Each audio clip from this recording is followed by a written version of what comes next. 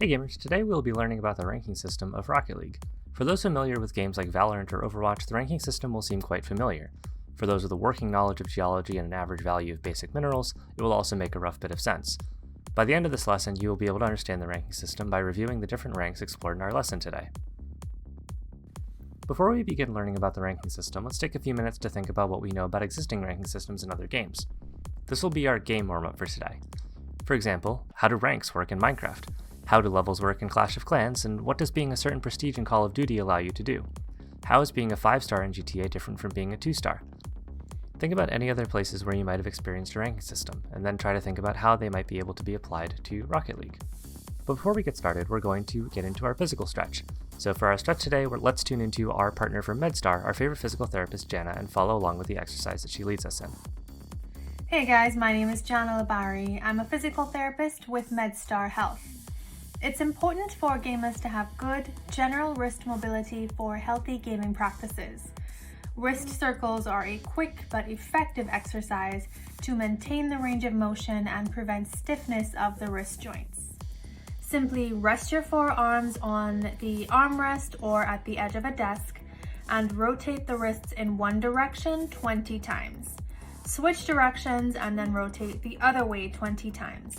And that's it. It seems really easy, but even a very simple exercise like this, done every hour during gaming, can help keep your wrists mobile and help prevent them from getting stiff. That's it for today's video. I hope you learned something new and it was helpful to you.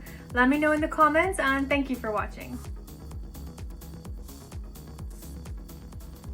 Rocket League follows the same basic medal ranking system up until about Diamond, which is where it cuts off and follows into the realm of Champion to Grand Champion and then Supersonic Legend. This means that you'll be following a basic progression of Bronze, Silver, Gold, Platinum, and Diamond, with 4 divisions in each rank until you reach Diamond 3 Division 4, which when you promote will move you up to Champion. Champion then spans 3 ranks with 4 divisions each, so when you reach Champion 3 Division 4, you'll be promoted to Grand Champion 1 Division 1. There are 3 Grand Champions, each with 4 divisions, so you need to progress to Grand Champion 3, or GC3, Div 4 to promote to the highest rank attainable, Supersonic Legend. Inside of Supersonic Legend, there are no divisions. To move between divisions and then ranks, you must win a certain number of games depending on how much MMR, or matchmaking ratio, points you're gaining per game. At most, you can expect to be gaining around 16 MMR per match, assuming you're either just placing or you're on a large win streak, and you can lose any number of MMR, especially if you're just placing. The more you play up outside of your MMR bracket, the less MMR you'll lose per game. But to get to Grand Champ, you'll need at least 1430 MMR, and to get to Supersonic Legend, you'll need around 1800.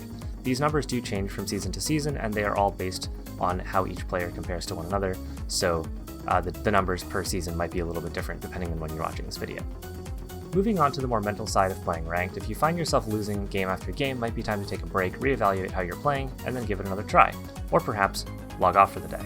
I always like to tell people that in every game there's one constant that you can control, and that is you and your car. You are the only thing that is consistent between games, so play the best you can around your teammates. Sometimes you'll win and sometimes you'll lose. You might be better than your team, but you still need them to win the game. Refer to our rotations guide to learn how to play off your teammates better. For our Scrim with a Purpose section, we're going to take our current rank, if we're already ranked, and then try to play the game until we reach the next rank. Doing this, we can combine everything that we've learned and you'll climb quite easily. There's really not enough skill difference between someone who's in the first stage of a rank versus someone in the final stage, and people tend to bounce around in one rank for a while, which is why people will generally just say, oh, I'm Diamond, or oh, I'm Silver. It seems like a lot of games to play, but all the games are great chances to practice what you've learned so far, so take them all as learning opportunities. By the end of this lesson, you should have a solid knowledge of how the ranking system works, how to gain and lose MMR, and what it takes to get to Supersonic Legend. As you play your ranked games, focus on playing to practice good fundamentals, and winning should start to come naturally as you improve with everyone else. If you start to get down on yourself, don't be afraid to take time off. The next game will always be there, and if your head isn't in the game, you won't play or perform well enough to win the games that you need.